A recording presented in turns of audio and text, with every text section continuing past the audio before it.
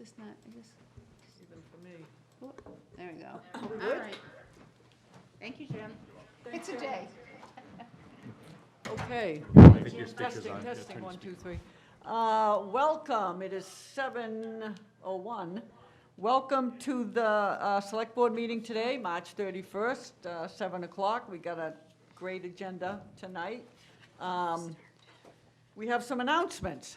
Number one announcement, online permitting update. Apparently, online permitting went live well over a week ago, and maybe a few hiccups, but other than that, everything's going well. Payments have been received, people are happy, and not for nothing, but I talked about this almost 3 years ago. Was one of the things on my list was to get online permitting in Millis. 3 years later, which I think is good, right, Mike? You told me that's pretty good. That's fast. I thought it was going to be 3 months, but, 3 years, 3 months. It is in place, all the departments, and it's successful, and we are very proud of that as a board. Number two announcement, middle high school project update. So this is just a placeholder that Craig put in a while ago, just in case we had anything to talk about, and we always have something to talk about. I have one thing I want to talk about, just very quickly, because I like to bring everybody up to date. So there was a great article in the Boston Globe on March 28th, and it was entitled, "Even well-to-do towns like Milton hit hard by school fiscal problems." If you get the Boston Globe, it's still there. Type Milton into the search bar and it'll come up. Very great article, doesn't really tell us much more than we already know, but Milton is going for a $9.5 million override. They had a $4 million deficit in the 23-24 school year, and now they're going to go for its largest override in Milton history. And it talks a little bit about some other towns and what they're going through. Brookline's contending with an $8 million shortfall for next year, and the school committee is furiously making cuts. Duxbury may cut more than 18 school positions after voters rejected a $5.8 million override. And Newton is facing $3.7 million budget gap next year. The interesting thing about Milton is, which I thought it was a city, but then I looked it up, 28,000 people. Milton, in the article, says that they're a rural town with no commercial base, which I thought was hilarious, because if they don't have a commercial base, I don't know what you would call what Millis has. Anyway, that's that update. I have another update that came in from our consultant at Vertex. Apparently, a couple of weeks ago, the Millis Middle High School team submitted its preferred schematic report at the end of February, marking another milestone in the MSBA process. It says that subsequent to the submission, the project team and district met with the Facilities Assessment Subcommittee, which is a group made up of MSBA staff and some board members, and they provided an evaluation. The FAS, the Facilities Assessment Subcommittee, was supportive of the project's direction and noted the strong development of the educational plan. That's a theme we've been hearing. Yeah. Apparently, we can write an educational plan. We do, and education plans are what the MSBA relies on to fund the school. They don't want to build a school to build a school. They want to build a school to support an educational plan or an educational philosophy. And we seem to write really good ones. Yes. They complemented our Clyde Brown and they complemented the high school, Yes. so, Apparently, we can write one and Holliston can't. exactly. We should help them, actually. Anyway, the FAS also acknowledged the town's desire to solve the educational vision with the most cost-effective approach. The MSBA will vote to move the project forward on April 30th. So that will be another milestone. Those are all of my school announcements. I will just add that we've submitted But now there is going to be, up until August, September, there are going to be price modifications. There's going to be opinions on if tariffs hit it, if so, how much, if tariffs still exist, there's going to be cost containment, there's going to be focusing. So the price will fluctuate between now and then, but by the time we get to the final submission, which will be the vote in November, we will have a very hard price with a very clear, concrete number. And we'll have that probably in September, and we'll know what we're moving forward with. Do we know the range? No. Right now, they're saying that it's about, 127? 127 million, with the range being between, I should look at the report from John. Yeah, with the range being between 35 and 42, 43%. Most of our consultants are saying expect something in the low 40s because of all the benchmarks we hit, but they can't guarantee that till the state says it. So we've got this range between 35 to 42, 43% that the state will subsidize. And that'll be sharpened as they get further into. Right. I wanted to mention one other thing. It's on my social media. So we, Karen, Mike, and I, and Robin Briggs, Chair of School Committee, schlepped into Worcester Monday. Bob Mulaney. And Bob Mulaney, Superintendent of Schools, of course, to attend the hearing, the No, legislative. we went to Amherst. Amherst. I mean, Amherst, even worse. I'm like, we schlepped even further. 2 hours, which was a lovely drive in the rain. And we attended the hearing, and it was informative, and it was packed, which was the point. Some of the schools let their kids out. We saw a steady stream of students coming from Amherst High School. They walked a mile, and they filtered in, and they had to hold a quarter of them at a time in the holding area outside, because if you didn't have a seat, they wouldn't let you in. So every 15 or 20 minutes, 100 students got up and filed out, and 100 came in and filled their seats.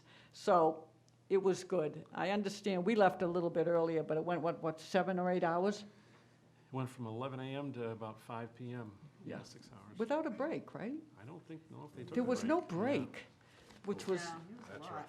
which was interesting. Anyway, so that was one. We did what we could. We also wrote a letter to, do you have that response, Karen? That was a cool response. I do not have it on me. I thought I was going to. Mike, you got it, know right? what? As best I can find it. Oh, here it is. Yeah. So we wrote a letter to the governor. We all signed it. Oh, yeah, And the governor's email, we sorry. got a response. Yeah. We wrote a letter and got a response from a woman named Alicia Rebello Pradas, who's Governor Healy's Deputy Chief of Staff. The team in our Constituent Services Department kindly shared your board's thoughtful letter with me and with the governor. Please let the board know we received the letter and also plan to share it with our fiscal team, who is closely monitoring fair share revenues. Well, you can't do better than that. No, and we were asking for a few things, but the really most important one, I think, long-term, is redoing the formula, because the formula is just not fair Right, to the it's town. not working. And then short-term, looking for circuit breaker money for special ed and any other available funds they have. Right. And hopefully seeding a little bit more into the MSBA, since we have a project pending. Coming up. That was an important one for us. Anyway, there's another hearing on April 8th in Boston this time, but it is also on Zoom. And I'm going to attend one way or another, and we're going to see what the rest of the school or whatever, but anybody's going to do. But anybody can attend on Zoom, anybody can go in and see it, and we're just going to keep, the pressure on as much as we can. So that's that. Next announcement, Friends of the Library book sale. Is that why you guys are here? We have another agenda item, but we were happy to. Oh, okay. What do we got, Karen? Friends of the Library book sale is happening this weekend, April 4th to April 6th. It starts on Friday from 6 p.m. to 8 p.m. That's friends only for a preview sale. Then it's Saturday 9 to 1, where everyone is welcome, and Sunday 1 to 3. There's a $5 bag sale with bags provided. Everyone is welcome, and it looks like they have everything from books to games to music, correct? Yeah, movies. Movies. Puzzles. It's a great, I tell you, I go It's pretty exciting. Every time they have one, they don't charge enough money, by the way, I tell you that every time. You walk away with a bag of books for 52 cents.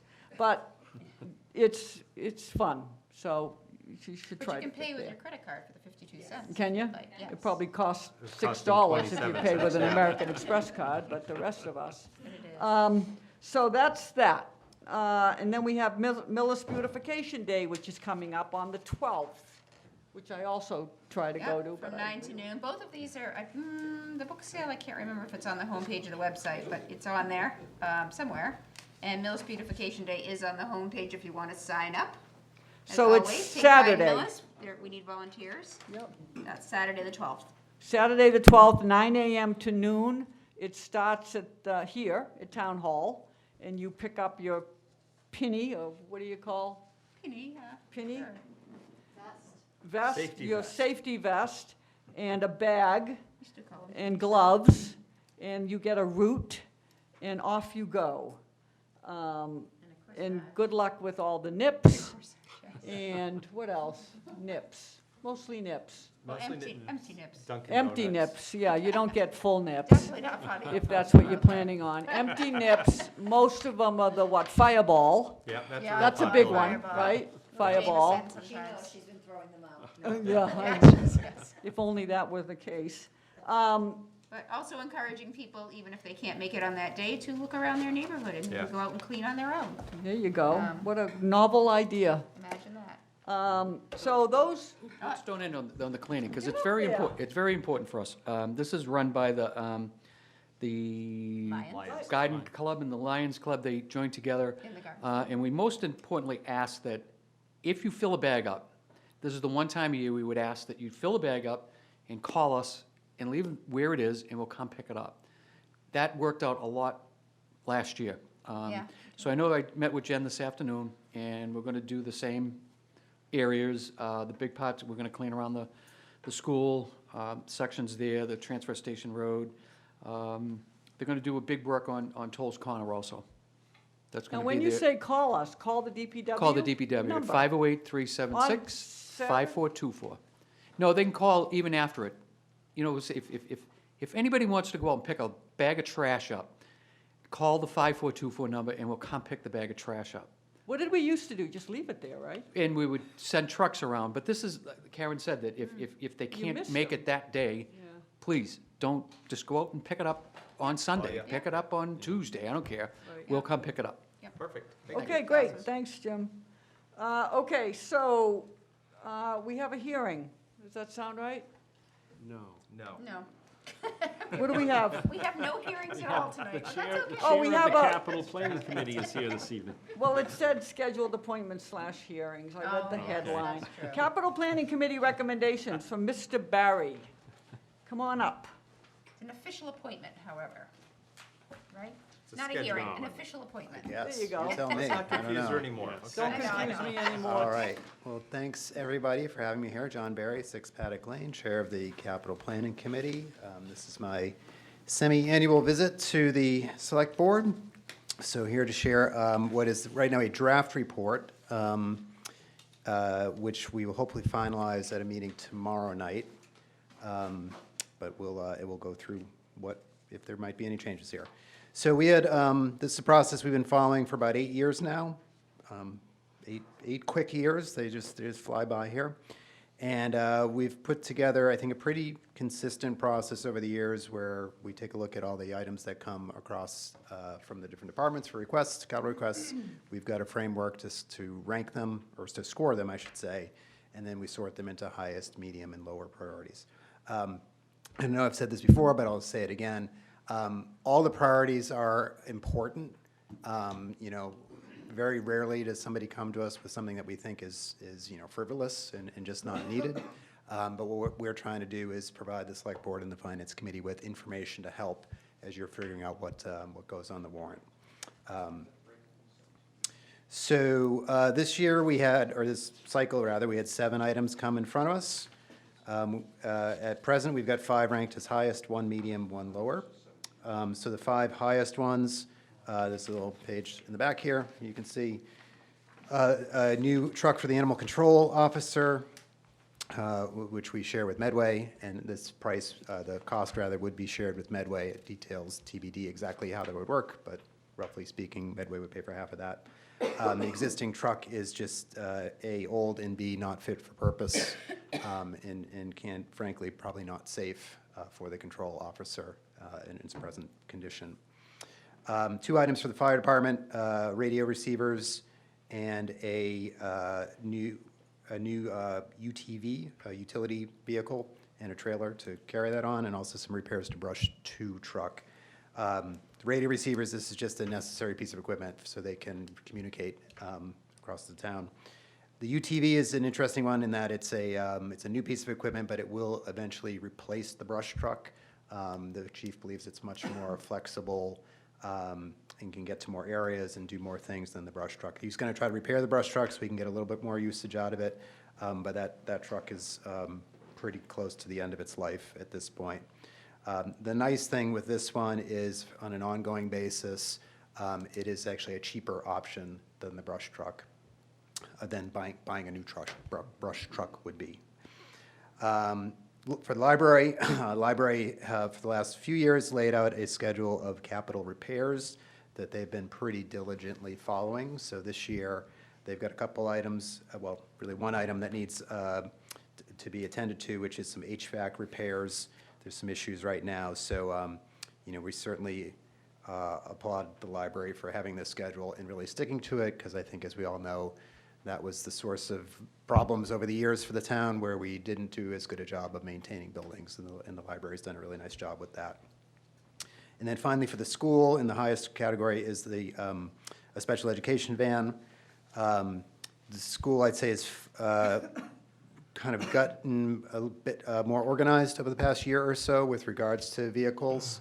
And roughly speaking, they've got a fleet of, I believe it's 19 vehicles. A couple of them are backup vehicles. So they're at a place now where they're going to rotate through, just like the police chief rotates through his cars. They've got a plan to try to rotate through the sped vans. Roughly speaking, we'd see one of these per year for infinity, I suppose. As 19 vans, that the 19-year life for one van would be a long time. That's probably not exactly how it's going to lay out. There might be some years where you don't have any. There might be some years where you have 2. But this year we've got 1. On the medium priority, we've got a dump truck for the DPW. This is to replace an existing truck. That truck is very close to the end of its life. I will say this one was close to, it was sort of borderline whether we put it in the highest or the medium. It did fall to the medium at this time. It is something, we did get a note from Jim, who's here, the other day, which we will discuss with the committee to see if we want to change our opinion on where it fits within the highest or medium. But again, we'll assess that at our meeting tomorrow night. So for now, it's medium priority. Again, we don't doubt it's very important. It just came in at a little bit lower score than some of the other items that you see above. And then finally, on the lower priority list was a request from the building department for a Chevy Blazer that the building inspector could use to do their duties.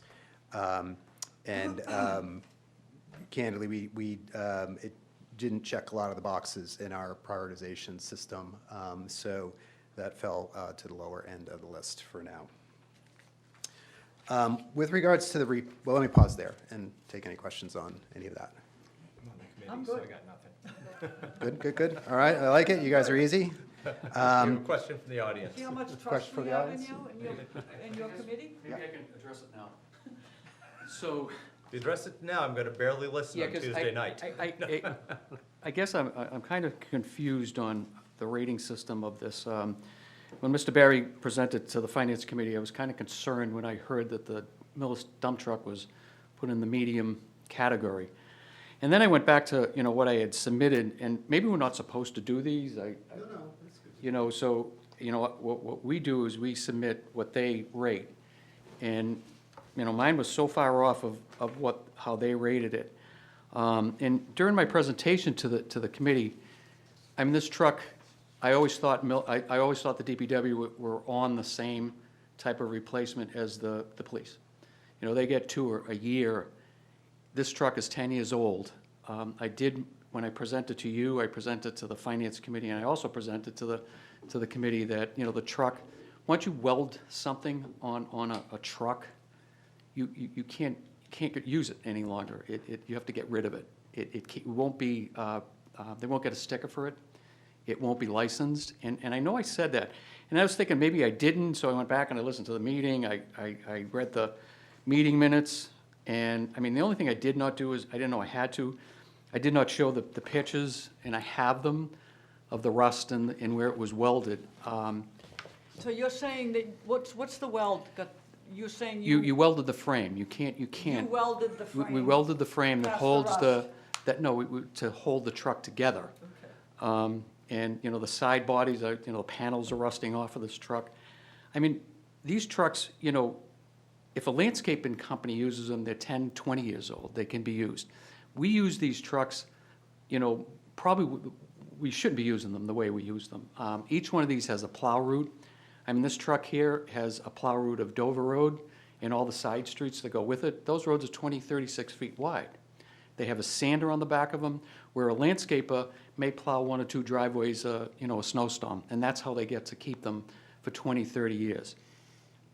It was always in the idea in the train that when the committee was first started 8 years ago, the DPW vehicles would look at, you know, this size vehicle with pickups would be replaced every 10 years, and I believe that was I thought that was it. You know, we did have 2, you know, less winters that you know, the snowstorms weren't all that bad, so we got to keep it an extra 2 years. It was bought in 2012, and we're in 2025. And with rating it at that level right now, we have another one that's coming up in November, and we're going to be asking for that to be replaced because it's in the same exact condition. And then the next year, we have pickup trucks that are over the 10-year limit that need to be replaced. You know, I did present this to the Enterprise Committee. They voted in favor of it. I presented just how I presented it to the 3 other committees, and they knew it was a valid point for me to move forward. What's the highest, what's the medium? How is that going to be you know, I know how people could take that at a voting time. You know, I know how the Finance Committee can take that, and there's people on that board, well, they rated it as a medium, so, and, you know, no. And then if we get to a position where people start looking, well, if they said no in a town meeting, you never know what's going to happen. You're just never going to know what happened. I just don't know how, because we never questioned on it, how the difference is. I mean, the board, you know, I don't want to go through each one of them. It's You okay, can go why at- don't we ask him? Yeah. Why? Why was this? I was just looking at the raw scores on it. Yeah, and the raw scores ran the gamut on this one much more But than the others. Jim, I got one quick Yeah. question.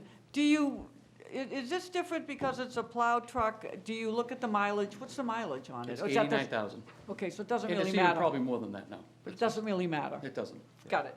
Yeah, and just looking at this raw scores, this one had a pretty wide range on raw Yeah. scores. And I think that there were a few particularly low ones that may have brought it down. But I'll say a second thing I'll let you address. I mean, perception-wise, I understand what you're saying. I think that it's highly likely we're going to include all the way down to the medium level on the warrant on one item. So I understand what you're saying for perception, and we'll be listening to you Tuesday night to see if the 2 low So scores why can do you? bump up. Yeah, so as we went through the process, again, we've got a set of criteria that we look at. We ranked it, all the committee members ranked it. We had a discussion about it, and we ended up averaging out the rankings. To Craig's point, there was some variation there, and we took the average. And again, it came up with a score that showed that this is an important vehicle. So I want to be clear, we are not saying this is something that is frivolous or not necessary. Okay. However, it came in with a ranking that was lower than the other items. There's some subjectivity in the scoring? Sure, of course there is. But, I think since we've been operating, we've done a pretty good job. To Mr. McKay's point, he brings up a lot of good points. He's done a great job, maintaining the fleet and sort of scheduling out the replacement of the fleet. We worked really well with him over the years, so I'm sure we can work well on this one. He sent a note with, raising many of the same concerns he has here, and as I noted earlier, You know, we will take it under advisement tomorrow night when we meet again and decide if we want to change our ranking. I mean, we're not so proud that we're not willing to revisit the way we went about something. No, I know. If it The makes only sense, thing we'll do that, it. the biggest thing that concerns me is if we don't do this year, you're gonna have 2 next year. We won't have this truck. Yeah.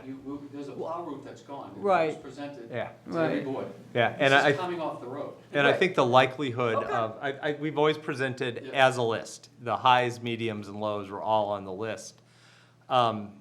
It's gonna be the same package this year. I don't think we're gonna subdivide it off on the warrant. It's not subdivided off. So there will be a chance. I understand your concern about finance committee may not recommending it, so. But I just have one other Yeah. point, that and most importantly, it's not for this truck. Yeah. Because it's in the medium. Right. What's gonna happen, I mean, this should be part of, the schedule is set every 10 years. That in this truck, most of the trucks we have are 10, 12 years old. We get into the larger dump trucks, they're 25, 30 years old. We have trucks in the DPW that are 40 years old, that we still have and we operate. If we don't have a structure of how these vehicles are gonna be replaced, I remember the first year I started working here, 3 trucks were taken off the road for this exact same Yeah. reason. They were condemned, truck 30, truck 2, and truck 18. And they're the ones that are used constantly every single day of the year. And these are the ones that are gonna be coming up in the next 3 years. So, But to your point, if that's the truth, and it's just this 10-year rotation, or whatever the rotation is, why do we have a grading system at all? I don't know that, and I can tell you, if I can just go back one more point, and then I'll sit down and let you go on with your meeting. When I first came here, I did a presentation, I don't know if you remember Mr. Winterhalter, Bob Winterhalter? He used to be in charge of the buses. And he was a very smart man. This was his business. He did this, he ran the buses, and we came up with a leasing program for the DPW. And it was for these pickup trucks, the small dump trucks, and leave it at that. And back at the time, the previous town administrator, and Craig, you're on the finance committee at the time, and it was just like, no, we don't lease vehicles. It just doesn't happen. And the reasons that were given to me was that, because then once you build that in the budget, it's there forever when you start doing something like that. So we went back to looking at trying to replace vehicles once every, and it's, Well, like the vans, it's like, it's, they're not sitting there waiting for somebody. This truck is used every single day. right, and this leads to the whole conversation about what should be part of the rating system and what shouldn't. Because we pulled the Right. police cars out because we put those on a lease. And things have changed a lot since then. I mean, back then, we'd be excited if we got $100,000 of new growth and $400,000 of free cash. I mean, those were big years for us. We're coming off $3.5 million of free cash and new growth. What was it last year, 950, or was it? 1.1. 1.1, so I lowballed it. So we're in a different situation than we were back then, and maybe some of these things, not for this budget cycle, because I want to finish this budget cycle, but maybe next year's budget cycle, we have to consider other alternatives instead of, especially for stuff that's mandatory to be done. Yeah. And these, like police cars, so I don't want to take away from this Okay. committee either, because there's plenty this committee does, but maybe this Yeah. isn't one of them. We pulled roads off a while back too, because. We did, yeah. So, it's a process that evolves. I'd say, we've probably looked at, 100 capital items Yeah. in the 8 years, and, I think we've probably got them right. Yeah. 95 times, and maybe 5 times we haven't got them right, and maybe this is a time. So we'll certainly reassess it and Yeah. let you know if we change our opinion on it. Okay, thanks, John. All right. One other, just last thing I'll note here, you already referenced the school, Ellen, so we want to reference that as well. So because that has moved into sort of a real phase where, it will come in front of the town in the fall, our committee has finally felt we were at a place where it was appropriate for us to begin our process of, getting up to speed, doing our due diligence, and then in the fall, we will formally opine on it, through this report. So we met with the school building committee a few weeks back, had a really good discussion with them, so we're up to speed on everything. We did note it in our report, because it is certainly the largest capital item by far. We've got $123 million of total capital right now, of which 82 of it is related to the school, so about 2/3. And we did change our total number that we're holding for the school in our kind of big master list. We actually, believe it or not, revised it downward a little bit. So right now, based on the latest numbers, which you referenced earlier, $127 million project, of which we might get somewhere between 35 and 44%. We put in our summary I guess the lower end of reimbursement, which is to say the higher cost to the town of $82.7 million is what's sitting in our current assessment of, or I shouldn't say assessment, but our summary of the capital.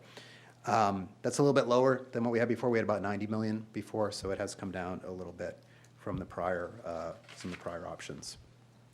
So just want to note that that is in there. And we tried to highlight it as best we could so the town is aware if they haven't already heard. Yeah. And one comment was made at the Finance Committee after your presentation that we have $123 million of capital items listed. Don't forget that 83 of that is the school. It's really 40 million, which is a whole lot different than 123 million when you know that one item is, as Yeah. you said, 2/3 of it. So it's not, we have the school coming in $123 million of capital. We got the school coming in $40 million of capital over the next 10 years. All right, any questions? Anything? No? Aaron? Thank you. All right, thank you Look all. Forward Okay. to tomorrow night. Great job. Okay. My favorite part of the meeting is, don't make this not my favorite part, Jim. The municipal moment tonight is the stormwater enterprise, which is a stormwater bill that we get explained. Depending on what happens with that giant binder, this may So be that- the last time we do one of We're these. going page by page. That was my fear. The municipal millennium. So what is what we all call the rain tax? That's the word. Is that The what rain they tax, call it? that's what the public Why are call we it, taxing the rain? Why are we charging a fee for rainwater? Correct. So, This is so good. Look at Yes. this. oh. I'll get to that, we're not going to go through this, but, in 2015, the EPA and the Mass DEP, they came up with, that cities and towns in the Upper Charles, and that includes us. I believe that the Upper Charles starts somewhere in Bellingham, if not Milford, and it goes all the way down to the 4 inches to in the, the to the city of Boston. And years prior to that, the city of Boston, they did all their cleanup. I don't know if you all, I mean, I lived in the city for most of my life and worked for the Boston Water and Sewer. And remember swimming in some of these beaches that you would have never swam in, Tinian Beach, Malibu Beach, and today Revere. you can go in every single one of them, and it's crystal clear. So when they finished that, there was still pollutants still coming down, and it was from the Upper Charles, from Cambridge all the way up, and Cambridge did theirs, and so the EPA and the DEP said that we need to all start cleaning what we call a phosphorus load. What's a phosphorus load? It means a lot. It's many, many different things. A phosphorus load is, it comes from anything from cow manure that gets into the aquifer. It comes from emissions of our cars that stick to leaves, and then when those leaves fall off or it rains, that falls off and it gets into the catch basins that goes into all the different streams. It comes from fertilization, different types of fertilization. Many towns that are under this, they ban any type of fertilizing of grasses or anything like that. So during that time, Millis always participated in whatever they had to do to keep themselves legal and programs moving forward. And the previous town administrator, he would go every year to keep this. This is what the report. These are 2 reports that are filed every single year to the Mass DEP and the EPA, and they're online. If anything I talk about tonight, you can find it all online, except one thing I need your vote to before we can move forward with it. So, and we did that, and just to do the report, you were talking back in those days of $150,000, $120,000, $30,000 to even do it then. The biggest thing that Millis ever did before we implemented the stormwater, and I'll get into what we actually call it. We actually put infiltration basins in Forest Road and Birch Street. They're underground, they're right at the corner. Another large project that, that's still being paid for is Acorn Street.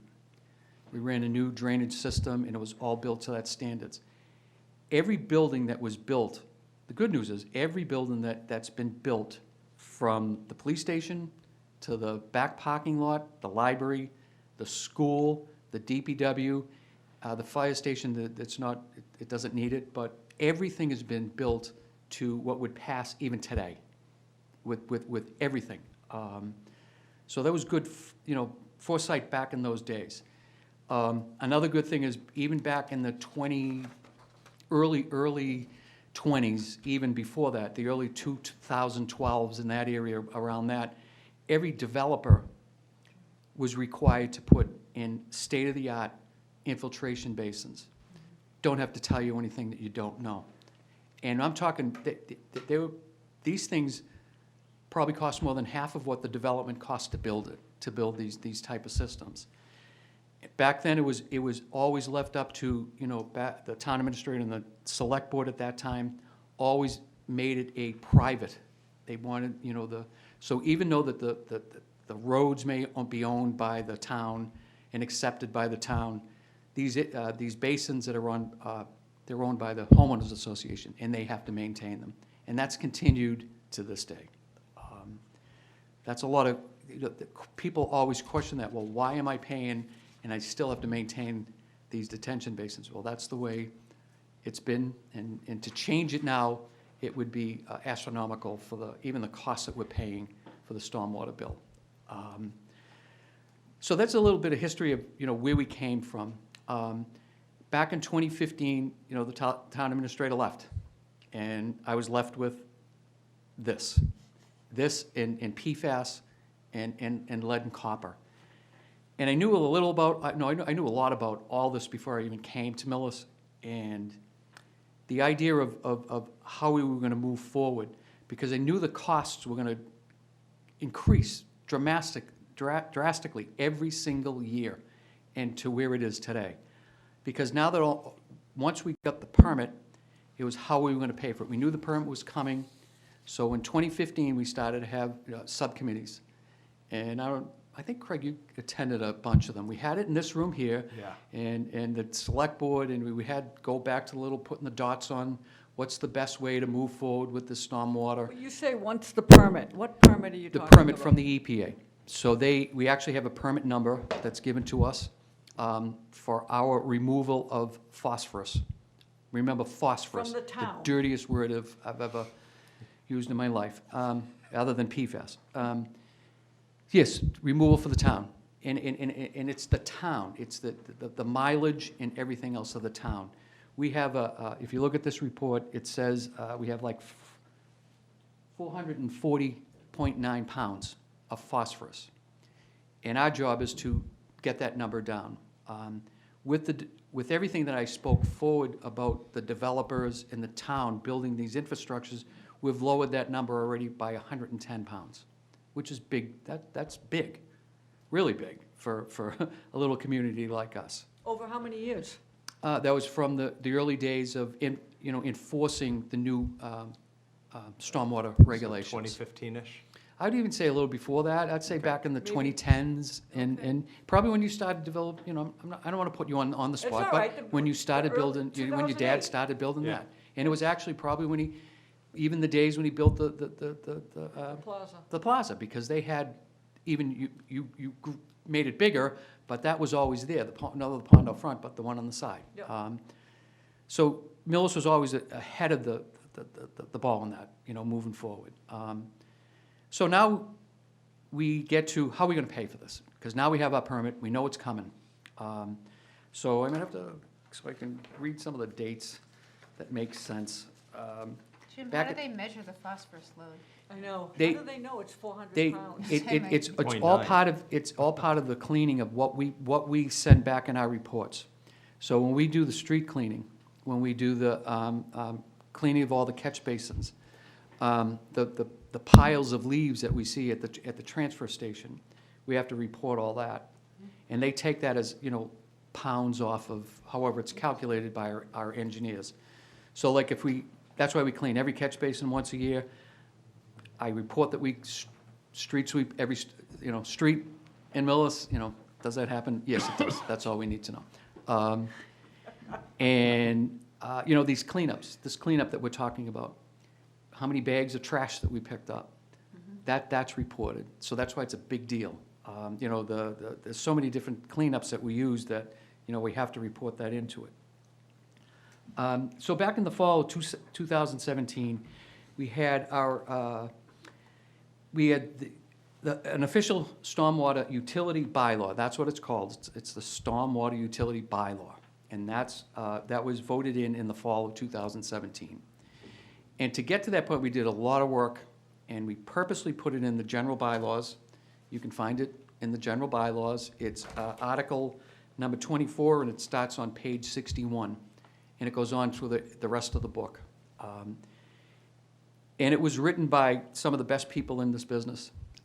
You talked about Milton. Milton, they were one of the first ones who had a stormwater utility and an enterprise fund. We copied their, so we didn't have to rewrite everything. We copied how they did it, and we implemented it here. Betsy Frederick was on the ground level of all this, and she was always very smart in how to do it. And I remember her emphasizing to myself, and believe it, that the interim town administrator before Mike came here was Suzanne Kennedy, another very smart person who knew her stuff. Let's just put it that way. And she knew that it was to put everything, every I was dotted and every T was crossed, and put it in the general bylaws, because there's nothing in here that can be done with this bylaw without a town meeting vote. And that comes from when we get into the credit manual, the rates, it's definitely set in there that, you as the commissioners, you set the rates for every year going forward. So in 2017, we started that. The next meeting, what was next? In the spring of 18, Town holds stormwater utility policy development meeting and rate hearing.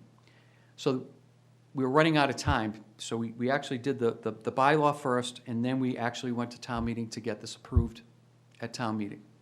And that was in 2018. And then the policy presentation to the public, that was for when we actually had everything in place, and then we set the rates after everything was in place. Was a little backwards. I remember the arguments about that. There was a lot of arguments from the public.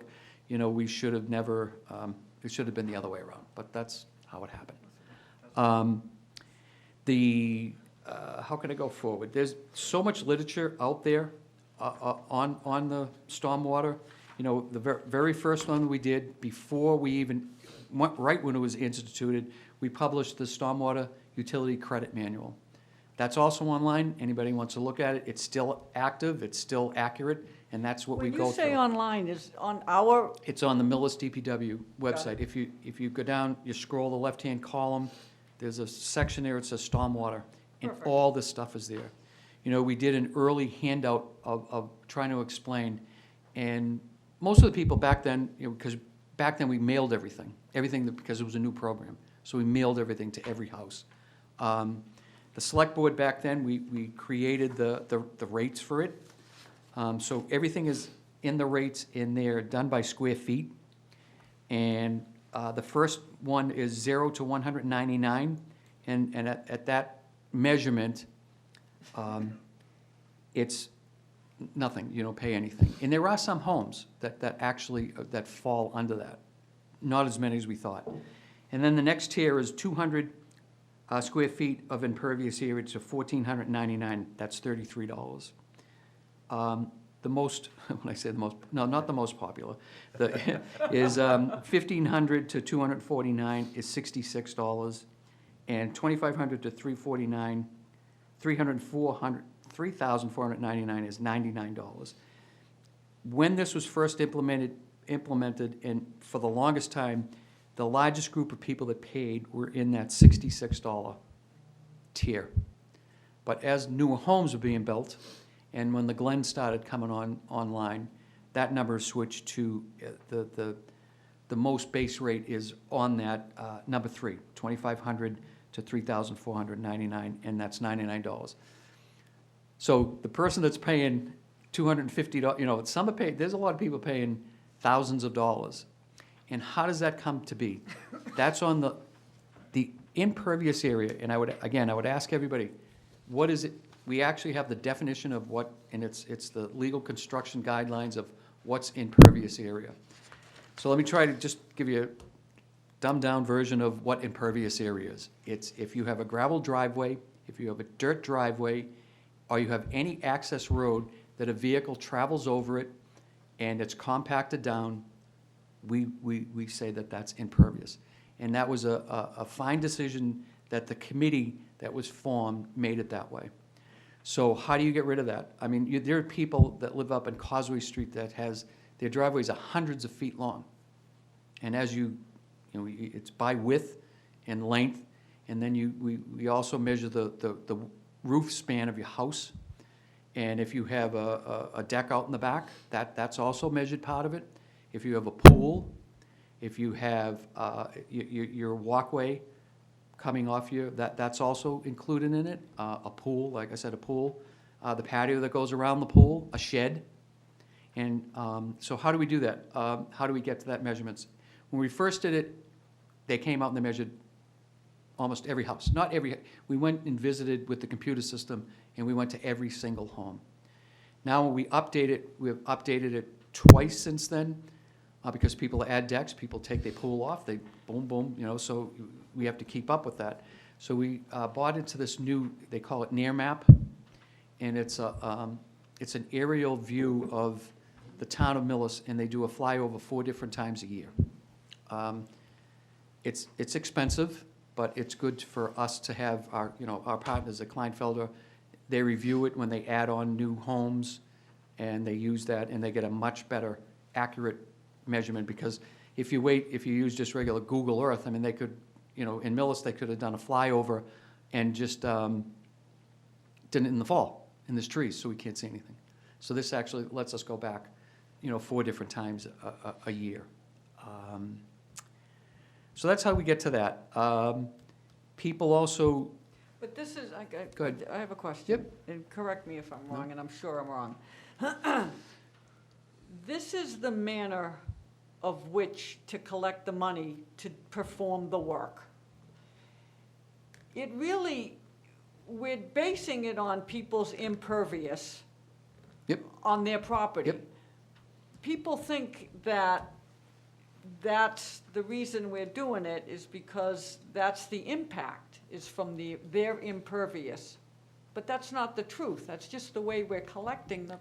well, it's still, it's still runoff from those impervious areas are, you know, also continuing to, are contributing to the The runoff phosphorus. into getting into the aquifer and running off, because Okay. everything in Millis runs to the Charles Rivers. Okay. In 2 different All right, areas. so it is, in fact, the impervious. That's why we're doing it that way, because we feel that that's the ratio, Mhm. that's what they should.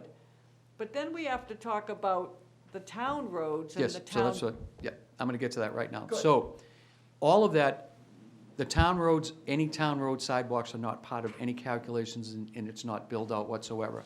So all of us, as we pay into the stormwater bill, that's what it's there to maintain the catch basins if they break down, the infrastructure under the roads, the pipes.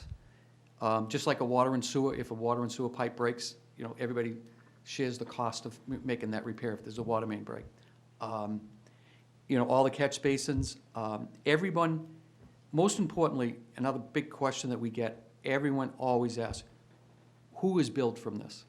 Well, I can tell you that, you know, the board back then, everybody pays for it. I don't care who you are. There's not one parcel of land in the town of Millis that there is not a stormwater bill for. And that includes the town hall, that includes any water and sewer stations, the police station, the school. So the town, The town charges it itself. On town buildings and oh, town really? I parking thought we all lots. picked that up. Nope. No.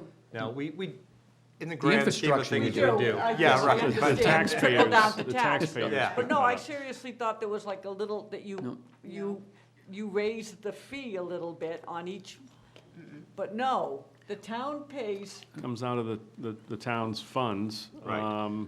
To pay for the impervious surfaces for, Okay. the town's main buildings and parking lots, but not the roads and not so the how- sidewalks. who picks up the roads? We do. We do. That's in the general upkeep of it. Got it. So there's a bill that comes out of the general fund that pays for all municipal aspects. There's a bill that comes to the water department. There's one that comes to the sewer department that pays for all their impervious areas along that line. So all this money that you collect Yep. from us and from the town, Yep. does it cover? Yes. Yes. So in the- Really? Yes. So since it was instituted, I believe it was in 2019, we haven't raised the rates once. I know. And I can tell you, from the finance director, we have in reserves upwards almost $900,000+ for, and one project, as you know, will Yeah. wipe that $900,000. It wouldn't, one project that we're gonna have to start instituting. Along Route, Phosphorus removal project. yeah. Not just the passive, where we're cleaning out the, no. but an active plant that removes phosphorus Right. before it hits the Charles. That money's gone. Correct. Yeah. Correct. So a big thing, when Route 109 was done over, it was before this was instituted. Every basin I would say almost 75% of the basins on Route 109 do not have sump basins. Sump basin is a basin where the water comes in and it drops down and it collects on the bottom. The leaves and everything fall to the bottom and the water runs off the top. Most of them are direct pipes that go right out into the pipe that leads to the Charles River. Eventually, someday, we're gonna have to fix that. The largest aspect still in the stormwater is our engineering costs, because we're still catching on this report. I mean, this is not a full-time position, but this is a good chunk of somebody's daily activities. Since we've instituted it, we've been trained, the staff in the DPW have been trained on going out as we did today. We're going out, we do wet weather outfall inspections, and we do dry weather outfall inspections. And there's a number of them that we have to inspect, and once you start, you finish, you start all over again. And the largest thing since the second, so we're on the second year of the permit. So the first 6 years, it was get yourself in order. 6 months, 6 years. 6 years. It was get everything in line. And we've got we've got everything going. So the next year, now you have to start going out and get the boots on the ground and get out there and start fixing things and inspecting things.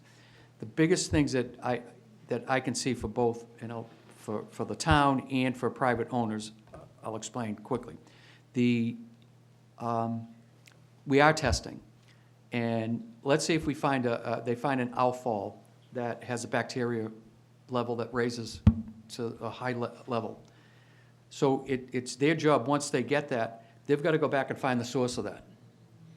So if you have to first start looking at how many catch basins are tied into that. And then if you rule that out, if you test all the catch basins and you rule that out, how many septic systems are tied, in that area. And then you're gonna have to start getting into, forcing people to test their septic systems. Another large, and this is a question I've had from different homeowners associations. Okay, we built these things. Who's inspecting them? And why aren't they being inspected? And it's up to if you look at every homeowners association, it's in there that it's up to them to maintain them, inspect them. Well, now the DEP and the EPA are coming out with a form that we're gonna have to start handing to the homeowners association. And they're gonna have to start inspecting these, and then we're gonna have to go back and check to make sure that they're actually being enforced, if they're being cleaned, if they're being tested. Most of the developments in Millis, when you talk about the big ones, when you talk about Glen Ellen, your development, Ellen, they're cleaned. I mean, I know they're cleaned, because I drive by them and I make sure that they are. That's not the issue. It's when you get into the little ones down, I know like the Charles River Estates, they clean theirs also. But there's a couple on, it was a Greenwood Drive, there's poor people there. They probably don't even know they have them. And they're gonna find out, the 4 homes up there, they're gonna Yeah. find out that they have them. the new development off of Plain Street here, what's near you, the new where the nice homes are that go up off the, anyways. I know what you're talking about, I don't know the name of it. I know the name of it, and, you know, they have, We looked at them, they have underground Caltech systems, yeah. and those are gonna have to start to be inspected. So it's not like this isn't gonna affect, and it's gonna be a big thing for them, for the ones that don't know it and haven't inspected it. But the other good news, I mean, did you already approve this, or am I coming later tonight for the, what are we coming for later? You're coming The rate for Oh, study? for the beta group? No, so you, Main last Streets? meeting, you approved the rate study. Yes. And our capital items, this is the first time we're gonna include this in a rate study in Millis, which is gonna be helpful to us. And we'll look at the, you know, just me saying like, okay, you know, we're collecting enough money and let's don't go up in the rates because we wanna keep everybody happy. That's not the right way to run a business. So hopefully we'll get a better eye view of, you know, what capital items are gonna need to be made.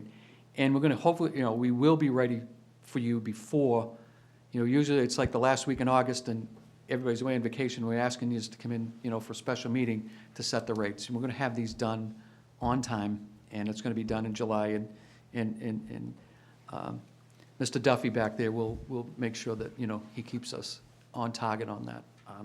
Because we do talk about this stuff at the enterprise committee. We talk about stormwater, we talk about water, we talk about sewer constantly. So, you know,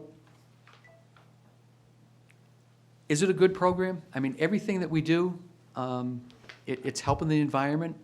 I can't say that it's an expensive type of thing that's put, you know, but the quality of life in Millis, I can tell you, it's, you know, in instances like this, and for, you know, most importantly, the trust of people have put in our PFAS system, you know, we're a hell of a lot far ahead than many other communities Yeah. in this area. And we're paying for it. I know. I get it, but, But that's one of the stories out there that you hear all the time is, we're the only ones doing it. Yeah. No other towns are doing it in the state. No, But I- that's impossible, right? no, because I can tell you, like I said, Milton, we used theirs. When we did it, I think we were the 13th one in 2017. Franklin just instituted theirs. Yeah. Medway so everybody's doing it because there has to be a way of paying it. Either that or it comes out of the general fund. Right. It'll be a budget item that you're creating another department, and if the general fund can accept it and handle it, then that's the way to go. But I don't see Millis, unfortunately, being able to do that. Yeah, I remember between when we started the fees, and when we required to start Yep. doing it, and we had $400-something thousand we had to come up with one year out Yep. of free cash, when That's free true. cash Yep. was, you know, maybe $800,000. So more than half of our free cash went to this, and that was a crisis, Yep. you know, so we needed a way to fund it. Yep. Yeah. And it would be the same way every year going Yep, forth from exactly. that. And 400,000 is more than free cash was in Yeah. some of those years. But when you say that Medway just started and Franklin just started, how could, didn't they have to, they just got their permit? No, they've had their permit, but they were paying it out of their general fund. Right. Okay, they were So doing it. They were doing it, and they were keeping up with it. But, I mean, let's remember that, like anything you talked about earlier, both towns that you just mentioned have a great, you know, industrial. I get They're that. businesses, Right, right, right, so they have different rates, and they Okay, charge were people doing it, differently. They just weren't charging people yet Yeah, with a bill. yes. They were And I pay- shouldn't say about Medway, I know Franklin, I know Bruce just instituted in their program. Okay. Yeah. Okay. Do you have any, are you done, Jim? I think so, yeah. Yeah. I mean- I have one other, I wanted to talk about. Oh, the credit manual, I'm sorry. Let me get into the Yeah. credit Yeah, I manual. want to I'm talk sorry. about credits. Yes, so the credit manual, and again, it's in the credit manual, everyone has the right to file. When we first started this, we had an influx of people, and they came in and you've got to read the manual, you have to do it properly, there's 2 different stages. If you have your regular roof leaders that come off and they go into some sort of a infiltration basin that goes underground and stuff like that, if you take pictures and you file this, you can only get like 1 credit off. You're not getting the whole bill, it ain't going away. Right. Everybody, you know, it's still gonna be there. And I'm not gonna lie, that, you know, when we wrote this, I mean, we wrote it that, you know, as much as we'd like to give people credits, we don't wanna give it, I mean, it's, No, you don't. but if you you make it. qualify. If you qualify, then you get it. Yes. So if you have a subdivision Yep. that's been built in the last 10 or 15 years, odds are Yep, that you can get credits, Correct. which is worth something. correct. So, And we've done that. I mean, I can tell you, I mean, there was the largest bill holder, you know, he filed and he got a 40% discount. right. And then there was another, over 55 development. They came in and proved that they had everything that's in line, and they also got their 40%. So it's on the, you can't get both. You can't get one on the houses, you get it for the infrastructure, because most of these places are privately owned. So like if Toll Brothers came in, if they filed for it, they're questioning now that they would like to do, well, they can get it on their general aspect, because if they do it per home, each person is gonna have to file I know. a credit for a credit manual. Because that's the only way, it's the only way that you're gonna be able to vote for it. Because you can't say like, okay, you know, 1 through 10 on Glen Ellen Way is acceptable. So each person's gonna have to file it. And there's no cost for it. No. No, there's no cost to file? Nope. No, but you'll probably have to hire an engineer. So there If will you- be, yes. there'll be a cost. But yes. Any questions? No, I thought it was very informative. That was really, Thank you. That was really, good. really good, Jim. Good, And let's I- talk about PFAS next. But one second, The other I dirty want I to, would really like to take like a 3 municipal moment break between this and pre-PFAS. Yeah. yeah, but Yes. I want to just add on to your credit thing. When we did the real estate taxes 2 weeks ago, we never talked about abatements. So I want to very quickly, this has nothing to do, but let me just say it because it has to do with maybe saving money. If you feel as if your property has been overvalued for whatever reason, you're on, what's that terrible website that everybody's on, Zillow. Yeah. But you Redfin, see, Zillow, really, yeah. and you see, why am I paying more for my neighbor? We have the exact same house. You can apply for an abatement from the treasurer here. A couple of things that you need to do. First of all, you have to pay the tax that is owing. You can't say, well, it's too much, I'm not going to pay it. No, you have to pay the tax that is owing, and you can only file the abatement on the February bill. That's important. We get 4 bills. You can only file an abatement on the first actual bill, which is due February 1st. So you can, it doesn't cost any money. You can go online. It's this regular 1-page, double-sided, very simple form that you can print out for Massachusetts. And in the bottom where it says, why do you want it? Overvaluation. I feel it's worth this. And you, with your check, you have to come in by February 1st and you file it. And within 90 days, you will get a denial. You will probably get a denial. But you will feel better having done it.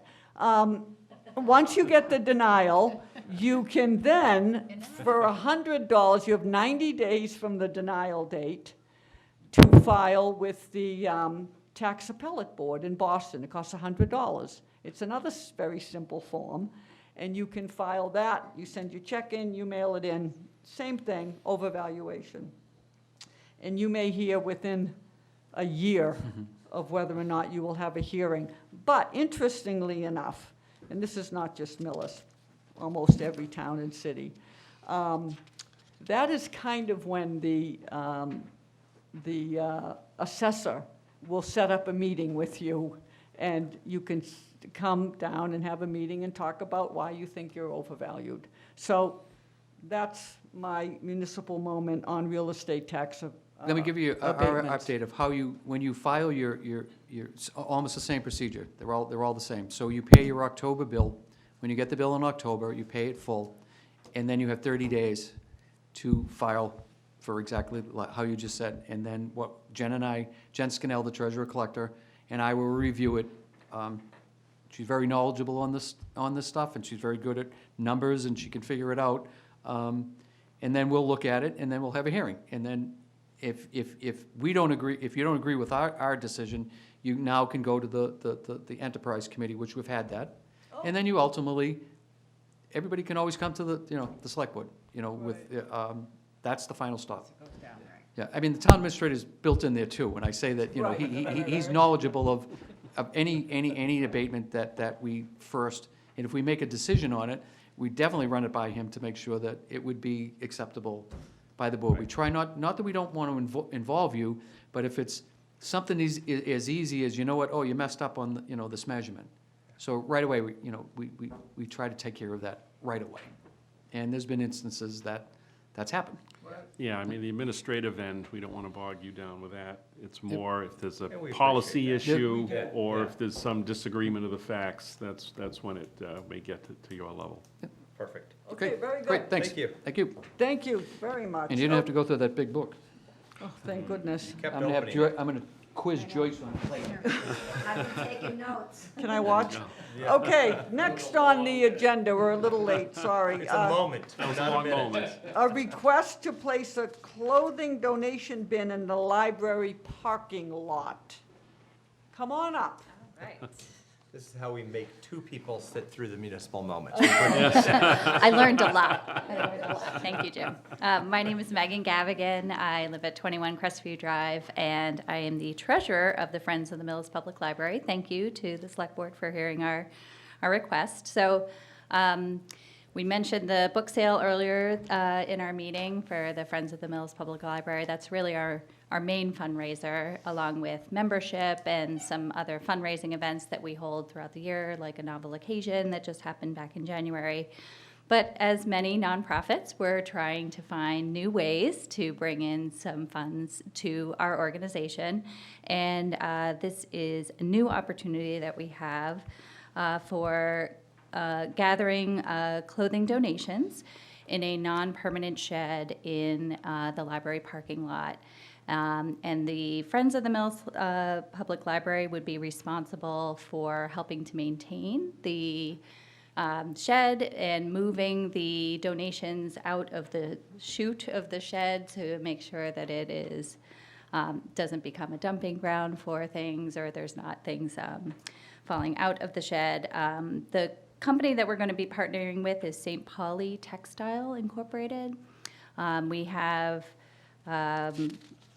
a proposal from them where they would place an 8-foot by 16-foot prefabricated wood frame shed, and the company would be responsible to come on a monthly basis to take the donations from the shed, and then the Friends of the Mills Public Library would get some percent of the clothing donations that are provided in the shed. So we estimate that this would average between $50 and $200 per month in fundraising for the Friends of the Mills Public Library, and that's great for us because that's about what a program is when we're looking at the youth programming, adult programming that happens at the library that the Friends are responsible for funding. That would be about a program for us. So that would be a pretty substantial bit of money for us.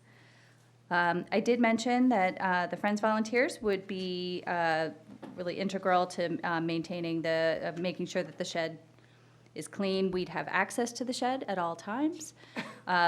Should there be an opportunity where we would want to use the donations to benefit another nonprofit in the town, so I know some of the other town groups collect clothing or shoes, like I know the track program collected sneakers at one point.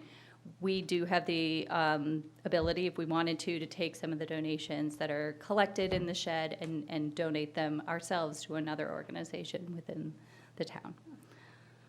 So as part of the memo that we provided to the select board, we also there's a picture of where the shed would be. So for those of you who are familiar with the library parking lot, it would be located in the corner right near where the handicap parking and Is it the red dot, is it the red square? correct. What is that green one? Google Maps. Yeah, I think that's just the location Oh, the, pin for the will parking not be in lot. the dead center of the parking It lot. will not be in the I right. had an issue, but I'm over my issue now. It's here. So the shed, Uh-huh, they provide the shed. correct. What's in the shed? A big metal can, or what is in the shed? So they have a chute, there's on the, door of the shed, there's a little chute. Yeah. Not the interior, just the exterior. Okay. Oh, okay. And then they open the door. Yep, so the inside is actually empty, there's not bins on the There's inside. nothing, it's just, That's right. Yeah. So we would be, that's why the Friends are Okay. taking on the responsibility to move any of the donations away from the chute so that should we get an influx of donations, which would be lovely, that we move those to the side so that so you have a there's not contract and everything with them? They have provided us with their proposal for placing the shed, but we are looking to the select board to support our request before we actually enter into any contracts. Oh. No, Go. Madam Chair, I just want to say thank you to Megan, so she probably, I was kind of badgering them because it's really important that this is Friends of the Library. This is not, so it's very important that the Friends maintain this. We can't have staff going out and picking that up. That's a no-no. So, Okay. I'm sorry, so I was sitting reading notes, so I appreciate she keeps saying that, and I'm like, that's okay, but yes. So only the Friends. You can't say, oh, hey, that thing's full, you have to go out and get that. That's Okay. not, you can't do that. And So, since it's but on, yeah. they will maintain it. Since it's on town property. Do we have to sign who signs the contract? I mean, for the shed, I mean, if it's on town property, do we sign? That's a good question. It would have to. Nothing bad with the you are- idea, I'm just trying to figure out the Yeah, legality. no, I think you are simply authorizing the placement of the shed at that Okay. location in the library. do that. So the town is not agreeing, signing any contracts Okay. with this entity. So we're gonna authorize the placement theoretically, and then they sign the contract and maintain They it. will allow it The to be Friends there. will, yes, will work with this organization. Okay. Right, because Yes. it's on town property, you have That's- to that's the authorize reason- that All you're right, allowing That's the them to if it wasn't place located there. on town property, it. they wouldn't have to All right, come Erin, here at go. all.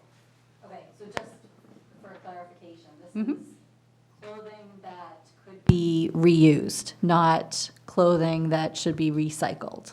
Correct. Okay. And how long of a time frame do you anticipate? Oh, you're cutting out. You're cutting out. Why is that cutting out? Hello? Yep. Hi. Yeah, it's working. Okay, how long of a time frame do you anticipate that this would be there for, like indefinitely at this point? Or is there like, do you think a year, 6 months? Do you have a? I would say we're certainly more than a year. I would say probably 2 to 5 years to see what the return would be. I wouldn't want to have it there for less than that to really Right, know right. what the return might be. What's been estimated, the $50 to $200 is just the estimate that we've gotten from the company. And, we believe their estimate, but we also want to know that it's worth our while as the group. But should we choose not to continue with the organization, they're responsible for coming in. Taking the shed? Taking the shed. Yeah, Yeah. okay. I would like to see go ahead, Erin. No, go ahead. More. I would like to see, a term on it that is renewable, because if it's not working out for anybody, I don't want it stuck there for 5 years. Okay. But I'm certainly willing to give it 2 years to prove its success, because it's gonna take a while for people to realize it's there, and then we can reevaluate. But And do you have a plan, I've seen the Salvation Army ones with like piles outside of it. If you are maintaining it and like moving stuff away from the chute, what if the thing fills up, then what are you gonna do? So we're able to contact they're on a regular schedule to come and take the items from the shed, but we also have the ability to call them, like, Okay. let's say everyone does their spring cleaning in 1 week, and we get quite a lot of donations. We have the ability to reach out to the organization and come on an off-cycle to take the items that are in the shed. I do They would like- only yeah. take the things sorry, just one moment. They would only take the things in the shed, so that's why it's important for the Friends to have a schedule to maintain it. I like this better than the small metal boxes that consistently always have piles in front of them. It looks like with those Yes. boxes, with those doors, a friend, not a staff, could go out there and throw bags into the shed pretty quickly, you know, which is better than those metal boxes that Right. drive me crazy when they're overflowing and there's piles everywhere. But, and you gotta plow around it, right, so people can get access. Yeah. It's, have fun with that. What's there right now? Say that one more. Brush in that corner? Right now, there is just brush, yeah, there's So not. will they clear that out for the shed to go in it? Or Yeah, there are they'll places. do it, the whole thing? yeah. Okay, Whatever needs to happen to. to get put the shed there? yeah, Okay. Yeah.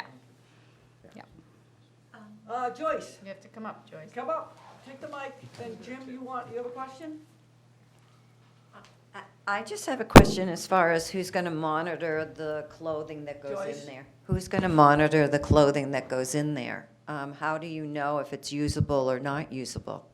That's the responsibility of the company that's collecting the donation, not the bunch. And seeing what my kids buy at Savers, a lot of stuff I is know, it's usable. I know. There's a pretty low bar there. Come on up, Jim. Jim Duffy, 343 Exchange.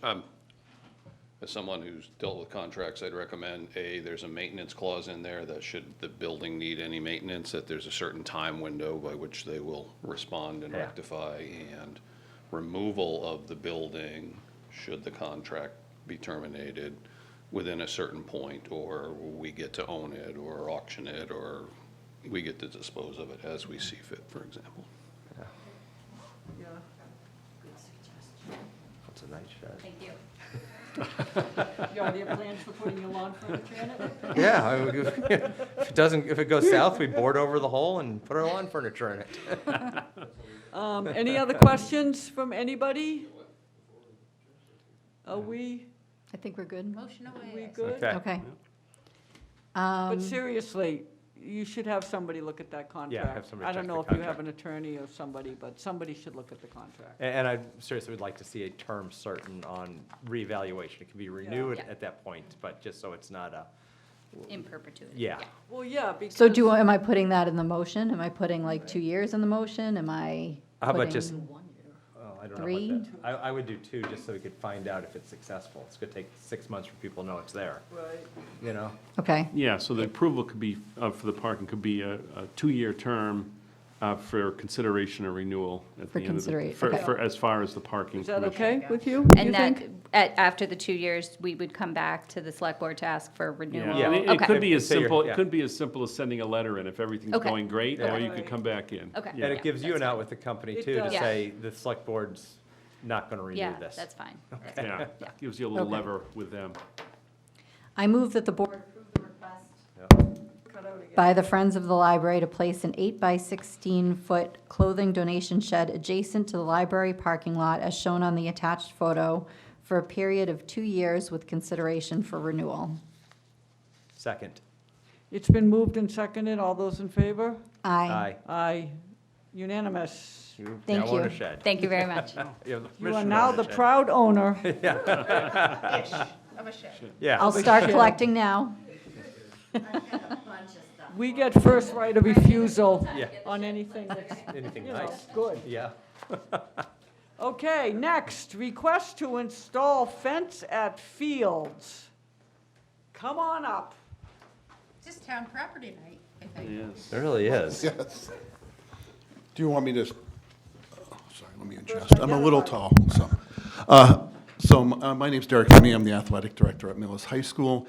And I am here to discuss a fence at the town field softball, as well as I recently added some windscreens to go on the backstop and one of the dugouts. And I sent over a document that I think detailed a lot of the things and questions as I had a conversation with Ellen a few weeks ago. Yep. That's why I'm here. Okay, so we had a conversation because I happened to drive up here and I looked out in the field and there's somebody banging holes in the field, putting a fence up. So I happened to have a meeting with Jim McKay at the time and we both were scratching our heads, wondering who gave permission to put a fence up on town property. And he's coming, he's been great. Derek, you've been great. Anywho, so now he's coming in arrears to ask permission Yes, beg for forgiveness. to put a fence, beg for forgiveness. That's, listen, my whole life has been begging for forgiveness. I hope learned you from have- I learned from the past AD. I hope you Sometimes have gotta better beg for luck than I forgiveness. have. So, the story is, you don't want the, it seems to me after our conversation, it didn't look like you wanted the fence as much as you wanted the advertising on the fence. But you No, no, want, I know. No, that's something we discussed. No, I wanted the fence and, So the for many fence- reasons. So the fence provides, is it the home run? No, in my estimation, there's 3 years as AD. And Nobody's gonna hit it over. yeah, well, no, well, yeah, it's a benefit to, I think, the home team, but most of the other opponents at other towns, they have a fence. I don't think I'm speaking out of turn when I say the facilities that I have are to use in here in town are not up to what other towns and stuff, so I'm trying to make it as aesthetically pleasing in a lot of cases for our student athletes to have a better experience. I think that's really it. Obviously, the fence helps, looks good. Yeah, we could put a few banners on here, not like the baseball fields like we discussed, but more just a branding opportunity for Millis softball and youth softball, since they're going to be using it and since they chipped in on the fence as well. And I think that's the other reason for those windscreens I mentioned, to give it that, so people know it's Millis, and have that little feeling. I think the kids have already shown great appreciation for it already. I've heard from many of them, coaches, and even today, Norton fans couldn't believe when they walked in that there was a scoreboard, first of all, and then also a fence. And then they asked when the turf field was coming, and I said no comment. Well, if you start putting that in, I won't drag you in here to explain it. You can just go ahead and do it. Well, How's that? believe me, I would. So that's kind of, A turf field? so that's, in the end, that's a big reason for it. I have Okay, so, questions. there's a lot of questions. Go Yeah, ahead. Okay, so talk to me like I'm 8. Yeah, sure. What's the windscreen? So a windscreen, it's more of just a banner Ban- that would go on the backstop, would have an M on it. I'm sorry, so it's not a typical banner that you can't see through. It's more that you can kind of see through it. It's for branding purposes, but it is also to help, it's also to help deter. He's dressing it up mostly, Yeah, right? oh yeah, I'm not, yeah, dressing it up. But it's also to deter fans, particularly maybe parents, from sitting behind the dugout. And maybe, we have people there to run we have Game Changer, it's a video live stream that we have there. We try to not have anyone behind there, and a lot of times the umpires don't like it, and then when they start becoming vocal, it even makes it even more difficult. So I'm doing the same thing at the high school for the baseball field. And a lot of times that's one deterrent for me, so I don't get any complaints and stuff like that. So, it's up right now? Yes. No, the fence is up. Yeah. The fence That's why is I'm begging up. forgiveness on that. The Windscreens. the windscreens, I am here for asking about So tonight. these are new fences that weren't there before? These are, Right yeah. out I there. didn't notice it. It's Oh, right yeah. out there? I don't know Okay. I don't know how you didn't notice it, but All right, yeah, so the fence is currently up, okay. but the So anyway, the windscreens would be separate. For and anybody something I who wanted- doesn't know, Okay. there's the varsity, Yeah, On the Right. left. the Yeah, sorry. varsity here. here, closest to Town Hall, and then the JV. Now, they play opposite fields, away and the JV's down over there. Correct. The fence goes in between them. They just put it up about a Oh. week ago. So Yes. how do you get between is there an opening to go Oh, yeah, between yeah, the two yeah. of them? Oh, it's not enclosed. doesn't- It doesn't go all the way it doesn't to go the around. existing fence that surrounds the whole property. Oh. That's the beginning No, and no. an end. It's, yeah, It's it's a just beginning. like a end. little strip? Yeah. Near the yeah, that scoreboard? would- Yes, Yeah. yes, in front of the scoreboard. Okay. Yes, So, yes. I don't know, I didn't notice that. Okay. Let's talk about taking it down and up. Tell Yeah, us sure. about Yeah. the caps, all that. yeah, so the fence itself is obviously, it's in sockets that are into the ground that have been drilled in, as you said. They usually come out. So the And operations, there are that's, caps. there are caps to go over them if we were to keep them on the field after we are done with the season. Well, wouldn't you keep it on the, you Well, wouldn't dig them up? they would pull up, they pull up pretty easily. I think what we discussed, The hole, but the post comes out. Yeah, post. Right, yeah. I think what we discussed is, and would be a safety concern in the case, like, if it's not flush and underneath the ground, I would have a concern with it, and Yes, in the because- end would be, when we pull it up in June, mid-June, would be to take those out and fill them in and get it ready for the fall for soccer, flag football. Right. I don't know if I'd want to take that risk once we see where it's at. Again, Do you take get it? 2 months. So there's recessed down, Yeah. and then you put the post in for the Yeah. fence. Well, the fields are used for soccer and football off flag softball season. In the fall, yes. So that fence has to be removed. Yeah, so we're not going to keep You it up. following me? Is it a chain link fence? No, it's cloth. Oh, It's a it's cloth cloth. material that when we take it up, we take it Oh. right out of the post, we would just roll it up Oh. like a carpet. But there'll be And we'd store it. holes in the ground for there's- your little cleat to catch if you're a soccer player. Oh. Yes, so That's that's, proper. they do, yes, they do have caps. I've spoken to other, I've spoken to other towns and districts that use it, some ADs where the caps do the trick and everything. I don't know until we don't get to know that point to mid-June, and I can't comment on what it is, but we have that option to cap it or to not and take it up and get it ready for the fall. And your crew Well, yes, the operations at school. are gonna, this is Yeah, all under your yeah, purview. install them, they'll cut the grass around it, right? The other concern was with, as far as like the grass, cutting around it, how close we can get the mower, and then trimming, and worrying about the cloth. The cloth is loose enough where we can pull it up, trim underneath, and move our, and continue to do that and make it look, I just don't want the grass continually growing on it, so. So, just so I, Yeah. purpose of the fence was more an aesthetic thing and It's division aesthetic, of the it's, two yeah. fields. Another thing to, in common with softball, baseball, most of them have a fence. In a lot of cases, for certain sports, as you work your way up, we have individuals that are on a team that hope to play in college, so there's another part to that, where the colleges would always have a fence and stuff.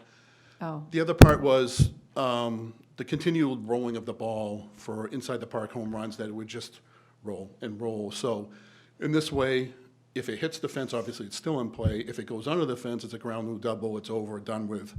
Some person goes to second, and we continue to play. Might even speed up the games in some cases as well. Obviously, if you hit it over the fence, then you get to celebrate and have a home run. fence, 4 feet. Tall. 4 feet, oh, okay, all right. You're a little bit yellow. taller. Thank you, Ellen. It's green. It is green with yellow around the top, and the foul poles are yellow. I think that's about it. Can't miss it. You can't miss it, Eric. Yeah, I don't know how you missed it, but I'm sure you'll look tomorrow. I will. Yes. Absolutely. The only thing, and you have place to store this thing when you take it out? We were storing it when it was in the box in one of our garages over at the high school. We'll roll it up and we'll store it in there. hope And for I not know any you mice. like to ask forgiveness, but let's not do this again. Yeah, absolutely, yeah, sure. And then you did talk about maybe getting a few sponsors and putting something. Yeah, and we did mention that as far as in-town sponsors and having the opportunity. I mean, again, I mentioned Yep. nothing like the baseball, but maybe some that can benefit both the town and obviously the athletic department. I haven't reached out to any of that yet, but that's obviously Anybody? somewhere. That's good, Derek, great job. Okay. Anybody in the crowd? Jim, you got any questions? No, Nothing? believe me, any complaints come, they're going right to John Engel. Well, So you're fine. usually you CC me too, so. Okay. The other piece, Go. if for those of you who read through the entire page, Oh, my goodness. did you? Yes. Gonna try The very last piece Oh, is yes, I'm sorry. is Yeah. Thank you, Mackenzie Karen. Smith, actually a former neighbor of mine, but during her senior project, she graduated in the class of 2020, is the one who raised the funds to do this softball scoreboard. Correct. Her father was a former select Yeah. board member who unfortunately passed away way too young. Oh, this is And Chris's? Yeah. this is Yes. Chris, yeah, Chris Smith. Got it, So yep. I know Chris, you're yes. trying to put a plaque on So, the yeah, we were scoreboard. going to try and do it last year, but Mackenzie was still at school, so we Right. held off on that to do it last season. So we would like to dedicate, I'm going to, Yeah, like to dedicate it, and just getting a plaque would be no bigger than 12 by 12 that would dedicate it to the Smith family and Yeah. particularly Chris. I haven't gone past that part as far Yeah. as, it won't take me long to get the plaque, who I use, probably a week. And then it's just a matter of where we put it, how we're gonna put it up on the post, but Yeah. I'll So I don't know have if that's a the real operations crew approval kind of for figure that out. but he added that on since he was here. I don't know if Yeah, that's yeah, something I you just kinda wanna give might that as well, sort of okay. yeah, so I just added that on the Yeah, end I because that, thought that was already incorporated into it when we Yeah, did the kinda. original plan. I think it was originally, I mean, Yeah. last year when we did it, I think we had talked about, it, we just didn't know how we were going to present it. Okay, All right, Do so the my, is Good my job. motion for a fence and windscreens, or is my motion for a fence? Do we need to include windscreens, or do we not? what does she have? She Just has fence. fence. I would say end windscreens. Yeah, I would wouldn't add you? You want to say windscreen. plaque too, or Windscreens. no? No, I thought that was already part of think the the plan. board Yeah, already the plan approved was sort that. of Yeah. part of- Okay. yeah, All that's right. kinda where it would go. I move that the board approve the request by the Millis Public Schools Athletic Director to install a fence and windscreens as described at the town softball field. Second. It's been moved and seconded. All those in favor? Aye. Aye. Thank you. Thank you very much. Thank you. Have a great night. Okay, that was fun. I learned a lot. Did Leave you? quickly Did you learn now. what a windscreen was? Yes. You learned that you need to get your eyes checked, I do. all kinds of things. Okay. Jim McKay, are you back up? No. No, We're he's appointing. not. Oh, we're doing Appointments appointment. first. One Appointments. second. Stay up there, 'cause Sit it'll down. take 2 minutes. Appointing. Karen, what do you got? We have, the Permanent Building Committee is recommending that the Select Board appoint Albert Vautour, or Al Yep. Vautour, to the empty seat on the Permanent Building Committee, and also to the School Building Committee. So Permanent Building Committee is a 3-year appointment. He would be filling in for the member who stepped away. And School Building Committee is an appointment to completion of the project. Okay. Aaron? I move that the board appoint Al Votor as a member of the Permanent Building Committee with a term expiring June 30th, 2027, and as a member of the School Building Committee through the completion of the middle high school building project. Second. It's been moved and seconded. All those in favor? Aye. Unanimous. Number 2, Number Karen? 2 is the Millis Cultural Council is looking to appoint Nina Jean-Jacques, we have all French names tonight, Ooh, in must be joining the Millis cultured. Cultural Council. Sean Jacques. And again, I believe I put her. Expiring term. Yeah, Yep. the expiring term, but yes, they are strongly recommending that you appoint her. Awesome. Okay, I move that the board appoint Nina Jean-Jacques, Jacques? Jean, I think it's Jean- Jean-Jacques. Jean. It's the Cultural Council. I know, I'm sorry. really To the tough for Millis us. Cultural Council with the term expiring June 30th, 2028. Second. It's been moved and seconded. All those in favor? Aye. Unanimous.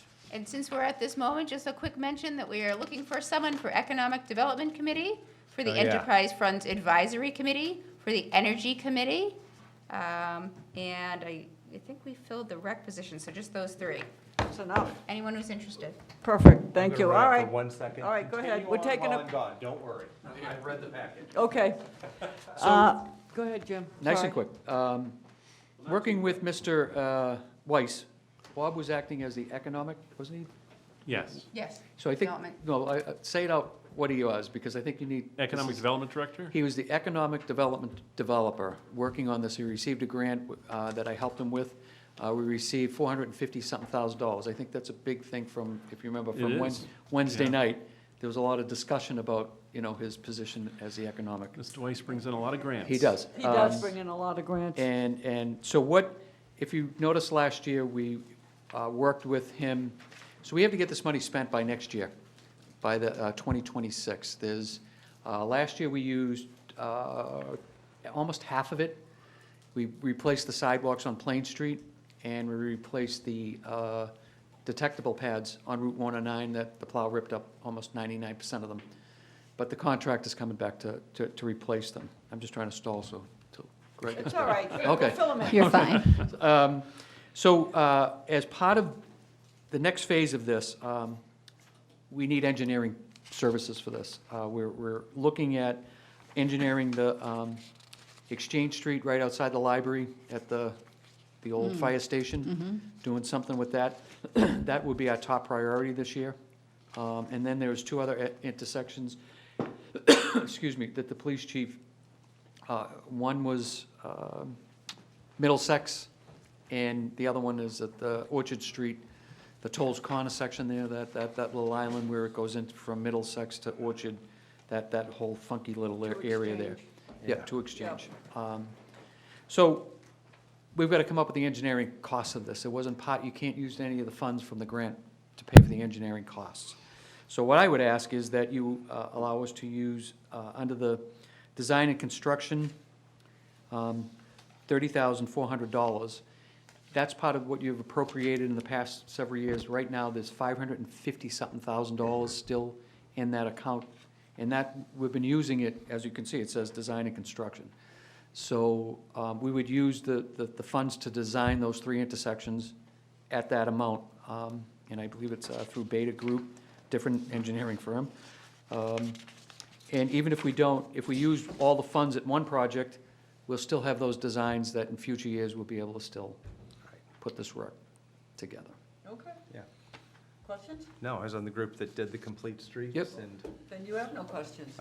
again, this I has have been a no home run for questions. me on stuff. I have no questions. Erin, for the motion, I would include, on page 4, it lists exactly the 3 if you want it, locations, yeah. very simply. I would include Yeah, I that in got the it. motion for future, so for the minutes, we'll have it. Oh, thank you. It's just quick, Okay. thank you. I just noticed it. Okay. I move that the board approve and authorize the town administrator to sign a contract for design and construction of complete streets improvements at the Yeah. 3 locations listed on the scope of work to Beta Group Incorporated for an amount not to exceed $30,400. The locations are Village Street and Himmelfarb Street, Middlesex Street at Ridge Street, and Main Street, Route 109 at Exchange Street. Second. It's been moved and seconded. All those in favor? Aye. Aye. Unanimous. Thank you. Oh, All right. Thank you. Okay, what do we got next? So, Madam Chair, Yep. as a follow-up to your last regular meeting where you discussed the proposed change of the town clerk's position from elected to appointed, I have contacted town council in regards to this, and enclosed in your packet is the ballot question language to change that position of town clerk from elected to appointed. The language has been reviewed and approved by town council as to form. In order to place this on the election ballot, the board would need to take a formal vote to add this question to the election, annual election ballot for the election scheduled for May 12th, 2025.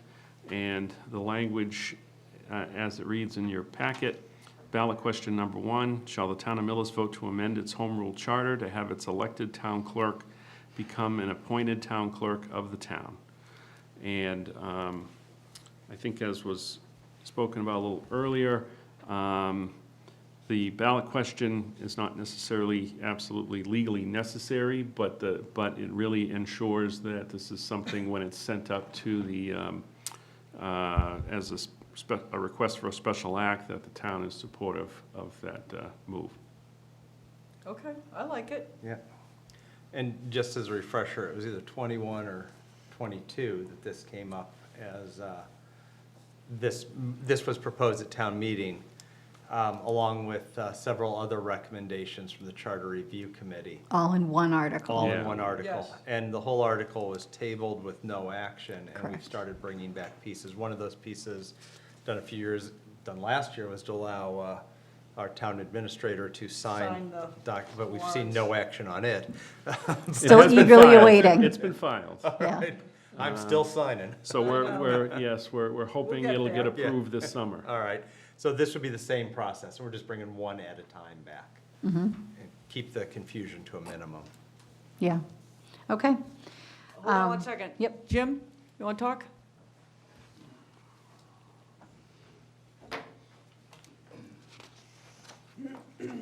Jim Duffy, 343 Exchange Street. So I remember that meeting, and I think Craig is right. I think it ended up getting tabled, because I remember Peter Underhill opining on social media. He had this very eloquent write-up, but he never got to present it, because it got tabled. My personal opinion is, I wish it weren't so easy to change town charter without either a public information session, or call it a hearing, or call it a public debate. My opinion is town meeting is not a good forum for something as complicated as something like this, especially when you couple it with taking away an elected official, which I personally rail against. So that's my comments. I'll address, if you don't mind, I can address some of that. It's not a simple process by any No, stretch. by any There was a charter review committee that was formed by the moderator, or was it by the select? Moderator. The moderator formed a charter review committee. They met for about 2 years, because I was on it, and COVID hit, so it stretched to 2 years. It should have probably only been about a year, but it still ran for 2 years. It has to go to town meeting, where it needs to get, does it a 2/3 or a simple majority at town meeting? It's simple majority. Simple majority at town meeting, then it has to go to the ballot, where it's got to get a simple majority, then it has to go to the state legislature. So it is quite a convoluted process. And the reason to eliminate, to move this from appointed to elected, no, switch that, elected to appointed, is control. I mean, and it's controls that are needed. It's not the select board exercising control. When I first started in the finance committee, we had an elected town accountant who didn't know anything about accounting, great guy. But we had pages and pages and pages of audit findings. And I mean, the audit findings, you should never have one, let alone 4 or 5 pages of audit findings. So that was moved from elected to appointed. Same situation here. There's situations where town meeting votes have to be recorded within a certain number of days with the state. Otherwise, town meeting never happened and you have to do it again. If our elected town clerk didn't file in time, there's no ramifications. He or she is on the job until the next election cycle. There is open meeting documentation that's provided, Freedom of Information Act information. That's a town clerk job. Our previous elected town clerk didn't want to do it and refused to do it, so it fell to another appointed staff. So we're trying to get this so that we can get a town clerk that is responsible and answers to the elected boards that exist, the select board basically. We would need to move, if we're expecting these things to happen with these controls, we have no levers to pull if these controls aren't followed. And we've been lucky. Lisa Harden got things in on time, but very close to the deadlines a lot of times. This just gives us a better chance to make sure that that's no longer an issue with a direct line of control from the select board to. Right. This is the- the way I look at it, okay? I've said this a million times, and I'm not gonna stop saying it. We do more in this town with less than any town around. Everybody wears a million hats. Everybody's a team player, or nothing works. If we had a town that was big enough to have, a town clerk and 7 assistants running around like minions doing his or her bidding, then that's good. We don't have that. We have a town clerk, we have an assistant, and a part-timer. And so if they don't all fall in and help each other, then things are not getting done. We were very close to missing deadlines. And it was calling and no answering, and it's very difficult. We are not a town that can afford to have a town clerk sit in the back and direct the 1.5 people that we have. The second piece is, a lot of people say, well, they'll just, they'll do our bidding. They'll do our bidding, like I want that. I want you to do my bidding, but I don't want anybody else to do my bidding. 95% of the town clerk's job is dictated by state statute. 95%. It's not a lot of, we get 5% if we're so interested. So I'm not concerned that this town clerk is gonna be my puppet in the town clerk's office. I'm not interested in that. We're really interested in getting the job done. And that's why we feel this is the best. Not to mention the study that was done, which is online, which if you haven't read it, I read it. It was, well, there was one a number of years ago. it was that made 4 years ago. Yeah. some reference to office was running well. Yeah, Maybe some despite. clutter issues somewhere. Read was- it again. Yeah, there's. Read it the- again. Yeah, We- this the- was not a decision we entered into lightly with this. So my. Yeah. But I get it. I my- get their my comment is reservations. this, regardless of appointed or not, you can miss deadlines. So you have to have process and procedures and tertiary and secondary responsibility roles to be flagging those, because the town clerk could get hit by a bus and be in the hospital in a coma the day she's supposed to file the Well, town meeting, that's, right? well, How's that's that a happen? little different. You have That's- 180 or 90, there's that's a number of days you can do it within. And if, not saying, if they miss that 180 days, nobody else in that office could have done it because it's by statute required by the town clerk. If on day, let's call it an 180 day, and let's say on day 170, she gets hit by a bus, we could have appointed an acting town clerk immediately and had to take care of. But there is no ramifications for missing a deadline, none.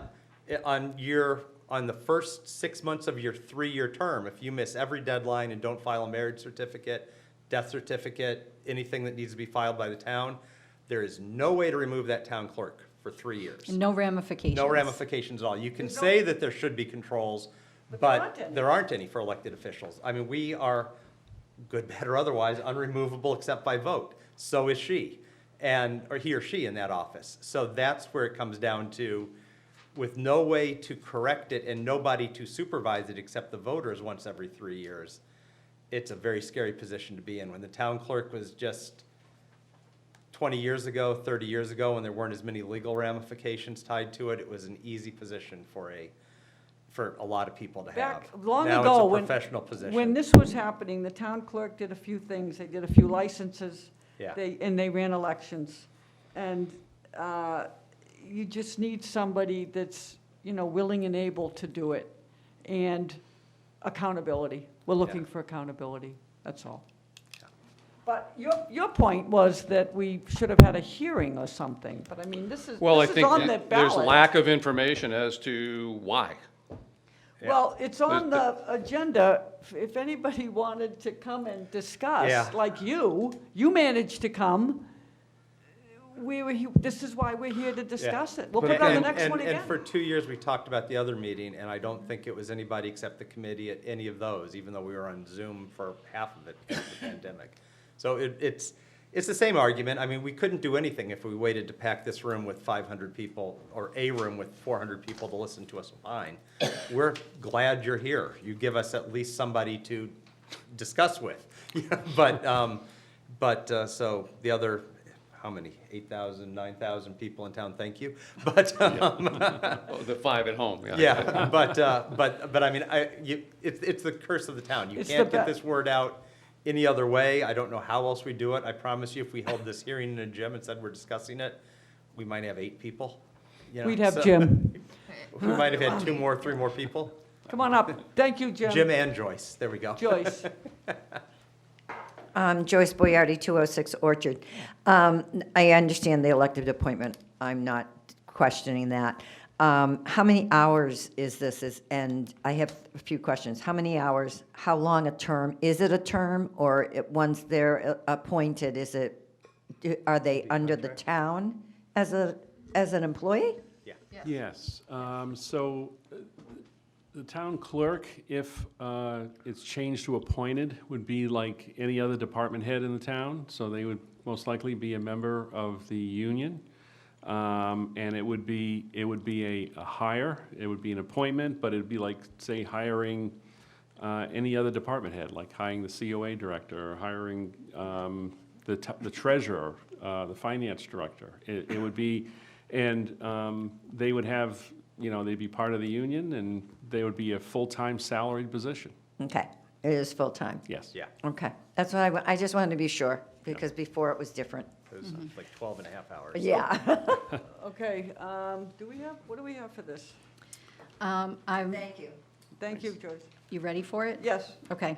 I move that the board approve the ballot language question, yes, she got language twice. the ballot language question for the May 12. 12th town election as follows. Town election, yeah, sorry. Yep, Shall the town of Millis vote to amend got its me home rule charter to have its elected town clerk become appointed town clerk of the town? Second. it's been moved and seconded. All those in favor? Aye. Unanimous. Thank you. And, Madam Chair, the next item relates to the personnel plan Yep. and the annual updates, which are contained within the warrant for the spring annual town meeting. Every year, the board does review the personnel plan and submits changes for consideration at town meeting. You have a memo in your packet. I've made recommendations to the board as part of this overall budget process and to make equitable changes to the town's plan. These changes would be, if the board agrees, changes would be approved by the town meeting as part of Article 7. They're made in order to ensure that employees covered by the personnel plan are compensated and treated in a manner which is equitable to the vast majority of our employees, which are covered by union agreements and other employment agreements. The following changes I am recommending the personnel plan. There's approximately six changes. Yep.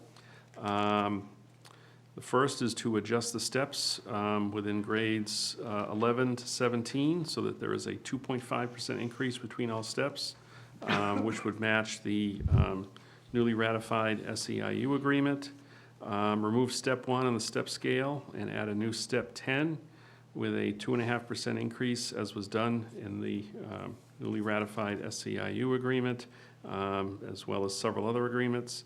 Increase the longevity payment amounts by $100 in each category to match all recently negotiated collective bargaining agreements.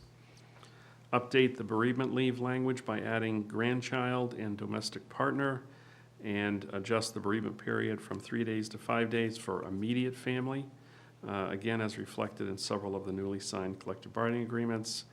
Add a yearly stipend of $5,200 for the legally mandated public records officer position, I think was touched upon a little earlier here. Add a 2.5% COLA in FY '26 to the positions as outlined in the enclosed personnel plan to match most other recently signed collective bargaining agreements. And also in your packet, there is the breakdown of, we didn't put the whole personnel plan in here because it's about 40 pages, but we did add the pages that with changes in them for your review, that reference, that show those changes that were referenced, and be happy to address any questions, as would Karen, who's helped quite a bit in putting this information together. Do you want to just read the headlines or no? I Are we don't- good? I think I went that was through the them. headlines. That was the Yeah. headlines. Those were the Yeah, yeah. headlines. The rest, it just shows it where it is in the Thought it just showed document. headlines. Okay, good. So, Questions? yeah, I'd be happy to answer any questions that the board questions? has. No. We know this stuff, so. Yeah. Okay, go ahead. I move that the board approve the personnel plan language changes as listed effective 7/1/25. Second. It's been moved and seconded. All those in favor? Aye. Aye, Great, unanimous. thank you. Okay, next. And Madam Chair, I'm going to ask that the board, again, open the May 5th, 2025 annual town meeting warrant. Okay. Aaron? Yes. I move that the board open the May 5th, 2025 annual town meeting warrant. Second. It's been moved and seconded. All those in favor? Aye. Unanimous? Thank you. So again, enclosed in the packet, I have a brief memo as well as an updated copy of the draft annual town meeting warrant for May 5th. In summary, the changes I've made, which I'm requesting the board act upon, is just to, there's some added language to Article 12, just updated language regarding the tri-board committee bylaw. Yep. Be happy to discuss that if there's any questions with that. No. Just a question, it says quarterly basis. Do we want to keep it quarterly, or does it make sense to meet maybe 4 times a year? Because we have 2 town meetings, and That's a is it good- better to maybe meet twice on a town meeting if we need it? Or is there, it's an opinion. 4 times a year? Quarterly means about every 3 months, but Yeah. there's merit to that suggestion to, meet 3 to 4 times per year as, so that, there might be times of the year where you made it meet, between January and May, you may need to meet 2 to 3 Twice, times yeah. even, and then maybe only once during another time. So certainly that's something to be considered if the So board wants to to. meet 4 times a year, do you want to put that in there? You want to do 3 or 4? I wanna do 4. I know 4, you like okay. 4. Okay, I want to mandate that it's 4, but Fine. Okay. yeah. Maybe we meet and discuss and go out for drinks. okay, let's do 4. Okay. The next item is the elimination of the original Article 13. I have reviewed this item with town council, and we feel that this item actually does not require a town meeting vote, that can be actually approved. This was originally for Traffic traffic constables.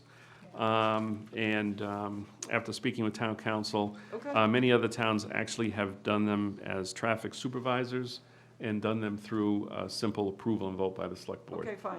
Doesn't require a town Great. meeting action. And Article 16? So Article 16 is also not needed. That was actually an accidental duplication of an article, so Okay, well, we then we certainly don't need it. we addressed that elsewhere in the warrant, so. Okay. Okay, great. Just I forget would that like ever to- happened. I would like to propose a change to one other item, unless we're going to have time to revisit this one more time. I'd like to, on Article 8, what was just presented today, the capital plan, Yep, I'd like to consider removing the Chevy Blazer. I second that. Yeah, so the reason being, while everything else was running, I mean, the vans, the truck for the DPW is a medium, was still rated about 130, 150. This thing there was acres between it and I agree. the other lowest item. Are you okay? I Yep. don't have a problem with that. All right, so I'll, do you want me to, yeah, A do, motion? What do we do? we need to Okay. put that in the motion. I move that we edit Article 8 to remove the building inspection Chevy Blazer inspection vehicle from the article. Second, It's been moved and seconded. All those in favor? Aye. Unanimous. and they'll drop the Thank you. total and you can do the math on that. Yes, we can certainly figure out the Okay. math. So the other one that was removed was mentioned, the original Article 16. Again, that was that, so we And then covered the- that. Yeah. You got and- that? and then the So motion is written. and then additional information for Article 13. That has to do with all the parcels of land. You see there's quite a chart in there, if you had a chance to look at it. It is. And that, I did review that list at length with Mr. Weiss.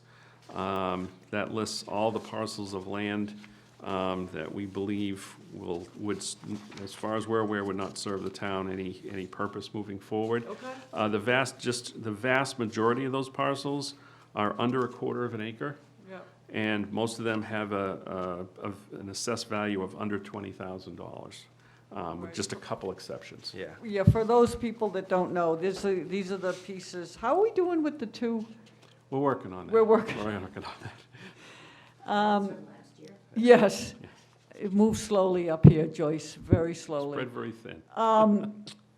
These are the parcels of land that are on our website that we're offering to anybody, actually. Most, 99% of them are in the Millis Heights area of Millis, which is by where you live, Aaron, down at the intersection, well, we used to call it Four Corners, but I don't know what you call it now. The end of Pleasanton Village. Pleasant and Village, up before you get there where his refrigeration place is there on the right, and up on the hill. And there's so many rumors about how these pieces got to be. Some say they were bottle caps, if you opened a bottle of something. Yeah. Some say they were bingo from the Jewish resorts. I never heard that, but what do I know? There's just a lot of teeny-weeny parcels up there. I heard they were giveaway parcels. Yeah. Now, I don't know the mechanism for it, Me neither. but if you got like, I don't know, 2 dozen of them, you might be able to make a parcel. Put something, yeah. Anyway, they're gonna be an article that we're going to just not have to go Well, one at a time, Yeah, right? Yeah. we're asking the town meeting to basically declare, to authorize the select board to declare them surplus. So that Perfect. they may be sold by the And it select might go board. quicker than the last one. Absolutely. That's the goal. I know, right? What is that about? Okay. So the only other item I want to add on that, Madam Chair, is that I am requesting that the board have a special meeting next Monday, April 7th, which I know the board has already agreed to, really specifically for the annual town meeting warrant and the budget, FY26 budget. So we'll be focusing on that intensely a week from this evening. So I really don't have any other items directly related to this tonight, and just recommend that the board vote to close the warrant. Oh, they wanna Are we remove- voting we on gotta those vote on it. 67? Oh, the actual vote to remove the Yeah. two articles, Yeah. yes. We did 8 separately, but Okay. yes. Go ahead, Aaron. Hold on. 25067. I know, You've hold thrown on. out the number. What's right? Okay. I know. I move that the board eliminate the following articles from the May 5th, 2025 town meeting warrant, Article 13 and Article 16. Second. It's been moved and seconded. All those in favor? Aye. Unanimous. I move that the board close the May 5th, 2025 annual town meeting warrant. Second. All those in favor? Aye. Unanimous. Okay. Great, thank you very much. So, Madam Chair, the next item is a pretty big item. I know we've been working diligently over the past really 4 to 5 months with all of the town's municipal collective bargaining agreements and with those unions to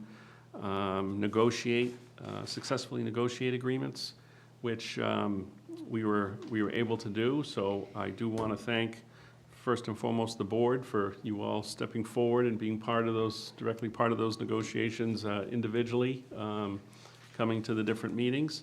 And also thank the leadership of the different, the 5 unions, the Professional Firefighters of Millis, Mass Coalition of Police, the Police Association Dispatchers, the AFSCME Council 93 for the DPW, and the SEIU Local 888. I'd like to thank the leadership for a good collaborative working process here. Certainly, everyone didn't get everything they wanted, but I think it was a productive negotiation that produced contracts that are competitive and fair, and I think will put the town in a good position to retain the quality employees it has while maintaining its budget moving forward. That's when you know you've done a good job, by the way, when neither side is thrilled. Because if one side is thrilled, the other side not going to be happy. So So just, we didn't get everything we wanted, No, and they didn't get everything they wanted, so good job. yes, so thank you to all involved, and also. In record time. Yes, yes. I also wanted to also mention, we did negotiate the police chief's employment agreement, the successor agreement.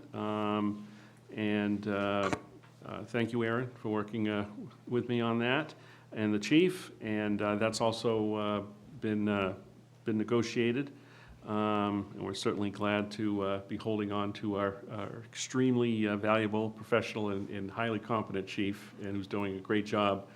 I know there are a lot of other towns that have chiefs embattled in situations and difficult things, and we have an extraordinarily professional department led by an outstanding chief. So we're very happy to have him be continuing with us.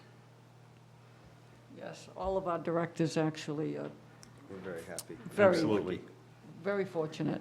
Yeah. We must be doing something right. You have something? I do have something to say. I move that the board ratify the following collective bargaining agreements and employment agreement effective July 1st, 2025. Second. Did she read all Oh, I I have to didn't. read them first. I'm sorry. I That's jumped the okay. gun. Got it. Professional Firefighters of Millis, Local 4704, Mass Coalition of Police, Local 171, Millis Police Association Dispatchers, DPW, AFSCME, Council 93, SEIU Local 888, and the Police Chief's Employment Agreement. Now I would like to second that. It's been moved and seconded. All those in favor? Aye. Unanimous. Thank you very much. Okay, last item on the list. Well, there's 3 items left. Well, on I the know, list. but it's close to the last Okay. item on the list. The Lions Club. Yep, Karen, you got anything? I do. Oh, you do. Defer to Erin on I have You're it. in the You're in the Lions. I am a lion. You're a lion. Hear me roar. I hear you. I am here to ask if we can put some signs up around town property for the Millis Beautification Day to advertise. So what I'm looking to do is just use the same ones that we used the last time. And moving forward, these would be the places that people could use. Any questions? Nope. Okay. I move that the board approve the request by the Millis Lions to place yard signs advertising the Millis Beautification Day at the following locations: Park Road near the directional sign behind Town Hall, in front of Town Hall at a distance from Veterans Monuments, intersection of Plain and Village Streets, Towles Corner, Route 115 and Orchard Street intersection, intersection of Curve Street and Exchange Street across from the American Legion. Second. It's been moved and seconded. All those in favor? Aye. Aye. Unanimous. Okay, what's the next one? Your favorite one? Board liaison updates. Oh, my God, board liaison. I didn't even bring my huge list. I'm But checking to see if I got Yeah, anything. you were away, you couldn't have. I been was tonight. away, but I was thinking about it. Oh. Doesn't count. I went to the sewer meeting, which was uneventful. We have no more anything. You did more, I We think. went to the Ways and I did Means. too. It's the Oh, ways- I don't know if that counts. I'm going to throw it in. We schlepped to Amherst to the Ways and Means meeting. That counts for like 10 Okay. of yours. Agreed. What do you got? I went to the capital planning committee meeting, and you heard the results of our work. And then I went to the finance committee meeting last week, which it was just the largest piece there for us was the HR position, really. There were other discussions, but that was the biggest piece. Did you make it to the SBC or no? It wasn't really for us. I can't really recall if I did or not, but it was like at 3 in the afternoon, so I'm sure I you honestly, I didn't. don't think I did, but I looked at it. Erin? I have nothing. I'm going to cemetery committee tomorrow, though, my favorite. Okay. I'm trying to recall if I listened to the SBC while I was driving home from work or something, but I That don't doesn't think I count. did. Okay, what's next? Oh, Move to go into executive Yes. session. Yeah, I have water and something to sewer, say. there aren't any. Just I move that the board enter into executive session for the following purpose and only re-enter open session for the purpose of adjourning: to discuss strategy with respect to collective bargaining or litigation if an open meeting may have a detrimental effect on the government's bargaining or litigating position, SEIU. Second? We pulled the board, right? Yes. Yeah.